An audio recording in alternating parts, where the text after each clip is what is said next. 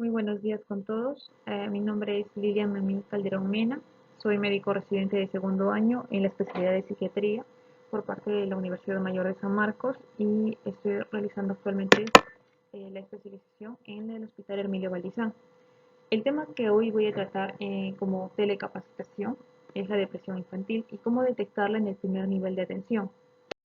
De forma introductoria, vamos a definir o vamos a tener en cuenta que este trastorno es uno de los más frecuentes durante la infancia y la adolescencia. Asimismo, el término proviene del latín deprimere, que significa hundimiento del ánimo. De forma histórica, haciendo un recuento, esta patología se ha visto ya desde épocas antiguas, como en Grecia, donde la denominaban melancolía y no se definía como depresión. Y en ese entonces tampoco se reconocía que esta patología podría afectar a los niños.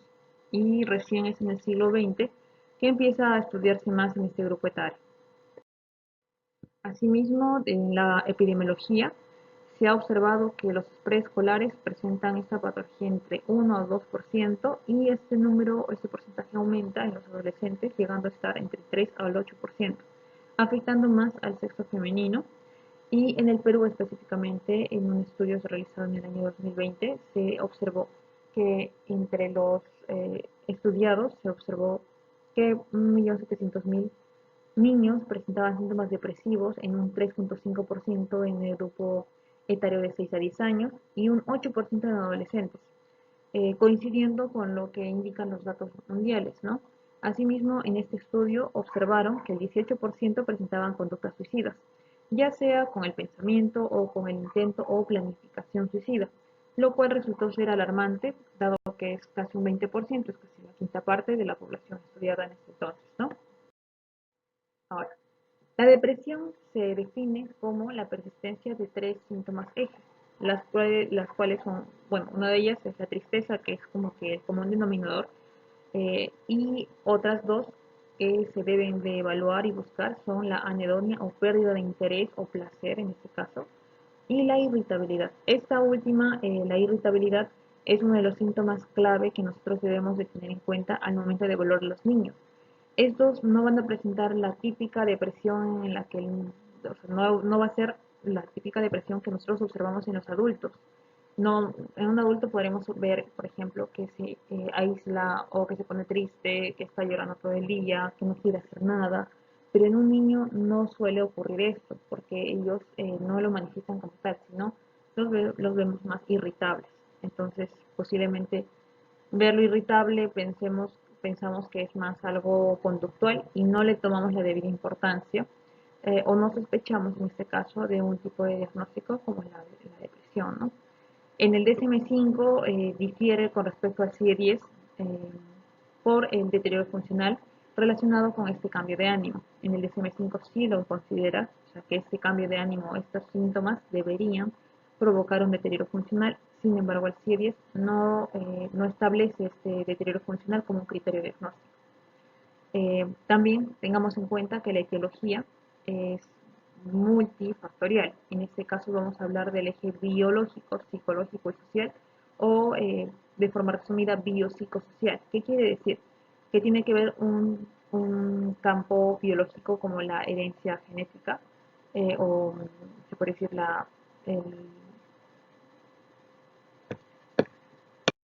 la predisposición genética, que ya puede verse evaluada, ¿no?, con respecto a los antecedentes familiares. La parte psicológica, con respecto a cómo es que sabe manejar este niño o cómo maneja los problemas. Y la social, evaluando el entorno en el cual el niño se está desenvolviendo. Vamos a incidir posteriormente en esto. Ahora, el diagnóstico según el DSM-5 es tanto, está dado de forma clínica, o sea que tenemos que evaluar al paciente, junto a una exploración acuciosa del estado mental. Y en este caso el DSM-5 es muy específico con esto, que primero la duración debe ser 2 semanas de presentar los síntomas y debe cumplir 5 de los criterios que voy a mencionar. Uno de ellos tiene que ser sí o sí, o bien el ánimo deprimido, triste o irritable, o el otro de los síntomas es la pérdida de interés o placer por las cosas, que antes, por ejemplo, el niño antes disfrutaba jugar con sus amigos, o antes disfrutaba jugar con sus hermanos o mirar la televisión. Y en este caso vamos a observar que este niño ya perdió el interés acerca de esto, ¿no? Y acompañado alguno de estos dos síntomas junto a cuatro de los siguientes, por ejemplo, la variación del apetito o del peso. Esto va a ser más evidente con respecto a la madre o al cuidador, ya que van a ver que el niño no está comiendo o que no sube de peso. Eso cuando realicemos los controles de crecimiento, por ejemplo, en los niños, que no suben el peso que deberían subir según su edad, ¿no?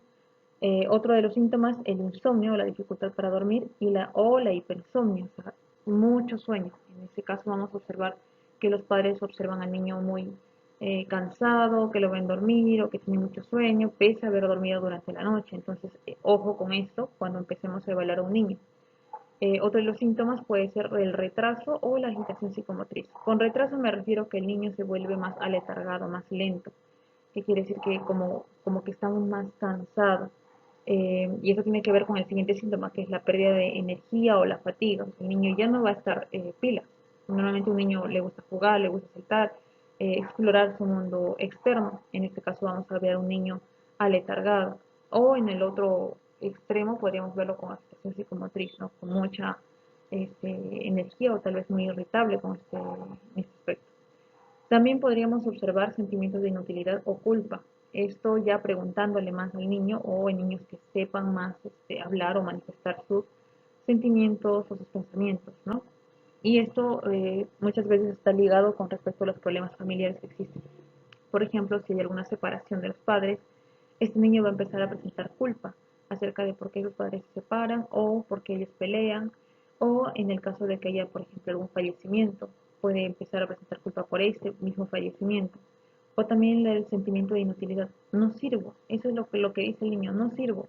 Muchas veces, a veces, los problemas no evaluamos cómo afectan a estos niños cuando se discute delante de ellos. Ellos absorben igual que cualquier persona estas emociones que se están llevando a cabo en una discusión, pero no las saben interpretar como un adulto lo hace, por ejemplo, ¿no? Y lo interpretan a su modo. Entonces esto también los lleva a tener ese tipo de sentimientos y pensamientos. Otro síntoma que vamos a observar o que podemos más indirectamente evaluar es la dificultad para concentrarse. Y digo indirectamente porque esto más lo van a manifestar los profesores en las aulas. Esto van a decir, el niño, o sea, la queja va a ser que el niño no puede concentrarse o que lo ve muy cansado o que no está aprendiendo o rindiendo de la misma forma que antes lo hacía en los estudios, ¿no? Y esto tenemos que tenerlo en cuenta al momento de evaluarlo. También pueden haber pensamientos recurrentes de muerte o suicidio, o incluso planes o intentos ya acerca de esta muerte o suicidio. En el caso de los niños muy pequeños, estoy hablando entre los 3 a 5 años, esos pensamientos de suicidio pueden reemplazarse o pueden plasmarse a través de pensamientos de huida de casa. Pueden estar planificando o haber intentado huir de casa. Esto a raíz de los problemas que acarrean en, los, en el ámbito social que lleva el niño. Ahora, la clínica según la edad también es muy variable. En edades preescolares vamos a observar que el niño está irritable, está apático, no tiene interés acerca de las cosas, no quiere colaborar con los padres, muchas veces esto lo toman como malcriadez o un comportamiento no adecuado. También va a presentar mímica o gestos tristes, o también puede presentar crisis de llanto, anorexia, no va a querer comer, trastornos del sueño o la ansiedad de separación. Por ejemplo, no querer separarse de su cuidador, la madre en muchos casos, cuando quiere ir a la escuela o cuando tenemos que mandar a algún lugar, ¿no? Entonces, eso tenerlo en cuenta en edades preescolares, porque no manifiestan adecuadamente todo lo que sienten. Ya en edad escolar, esta expresión se vuelve un poco más florida. Ya empiezan a presentar la expresión triste como tal. Pueden también tener tendencia al llanto, la lentitud motriz o la hiperactividad, que sí se puede observar en múltiples ámbitos, los sentimientos de desesperanza o la deficiente imagen personal. También en el ámbito escolar ya empezamos a observar un descenso de su rendimiento y dificultades en la concentración. Hay unos síntomas que tenemos que tener como que bastante acápite en este caso, que son las cefaleas y las gastralgias.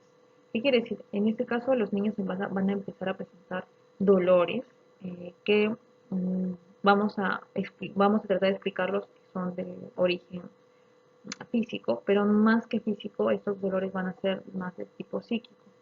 Y el niño se va a quejar, me duele la cabeza, me duele el estómago, y muchas veces esto nos va a hacer desviar la mirada y vamos a tener, bueno, podemos llevarlo a otras especialidades y no evaluar exactamente el ámbito psíquico que está pasando este niño o el problema en sí que está viviendo, ¿no?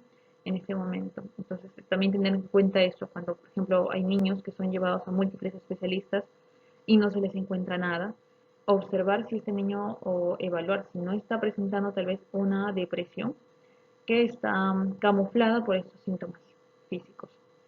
La apatía también puede ser otro síntoma, los sentimientos de culpa, ansiedad o ideación suicida que ya comienza a idearse en esta edad escolar. Con respecto a la adolescencia, observamos que ya es un poco más expresivo este cuadro porque ya empieza a presentar el ánimo deprimido, irritable, ya la pérdida de interés o placer es mucho más evidente porque el adolescente manifiesta explícitamente que no quiere hacer las cosas o que ya no siente el placer cuando hace lo sentir. También va a presentar dificultad de concentración, puede tener lentitud o agitación psicomotriz como las otras edades, el cansancio, la anorexia o la bulimia que puede empezar a presentar porque muchas veces empieza a compararse con sus otros congéneres. También a partir de esto empezar a perder peso, los trastornos del sueño también se acompañan en este grupo, los sentimientos de inutilidad y desvalimiento, la lentitud de los pensamientos, la dificultad para tomar decisiones, puede empezar a tener ideas o intentos suicidas y muchas veces los adolescentes empiezan en esta edad a consumir las sustancias psicoactivas para olvidarse de esta sensación, de estas emociones que le causan desconfort, ¿no? Y un factor muy importante a evaluar son los factores de riesgo ambientales. Como mencioné en múltiples acápites de la sintomatología, tenemos que ver mucho el entorno del niño. O sea, la depresión es, por decir, el síntoma final y tal vez un problema que se viene acarreando bastante tiempo y con muchas personas, pero la persona más frágil es la que va a empezar a presentar esta sintomatología y va a llevar muchas veces al médico o va a pedir el auxilio, ¿no? A otras personas, pero de forma indirecta acerca de estos factores de riesgo ambientales.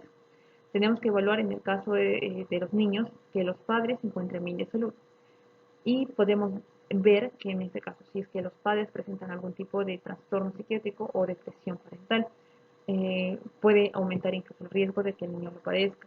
O también un ámbito de discordia familiar, hay múltiples problemas. Otros factores de riesgo son el maltrato infantil, que podremos evaluar preguntando directamente al niño o viendo signos simplemente de cómo él se comporta con sus padres. También cómo es que se comportan ellos, la familia, la victimización entre pares. También estatus de minoría sexual, si es que hay algún episodio de duelo reciente o si es que el niño presenta un adecuado nivel de resiliencia. Estos son los factores que nosotros debemos evaluar. Ahora, ¿cuál es el curso y el pronóstico? Normalmente un primer episodio suele durar entre 3 a 6 meses, pero uno de cada 5 niños puede presentar un episodio por más de 2 años. Ahora, la evolución, esa recuperación va a depender mucho de cuándo lo empecemos a tratar y desde el diagnóstico hasta el tratamiento. Y muchas veces pueden aumentar las conductas suicidas o conductas de riesgo. Aumenta o multiplica por 10 la mortalidad, por ejemplo, en este caso, y esta también es una secuela de la depresión de inicio temprano. Ahora, los riesgos de recurrencia varían entre un 30 a un 70% los primeros 2 años. Y también tiene que ver mucho con las comorbilidades que presente la depresión. No simplemente se trata de una sola patología, muchas veces se trata de varias patologías que pueden aumentar el riesgo de recurrencia. Entonces, como comentario final y la importancia acerca de esta exposición, es recalcar que la depresión infantil es uno de los trastornos de ánimo más frecuentes durante la infancia, que existe una diferencia en la manifestación de síntomas respecto a la de los adultos y tenemos que tenerlo en cuenta. Evaluar mucho los factores de riesgo ambiental asociados, ver, ¿no?, qué es la etiología biopsicosocial y tener una clara evidencia o un claro objetivo acerca del diagnóstico precoz. Gracias. Eso es para más información.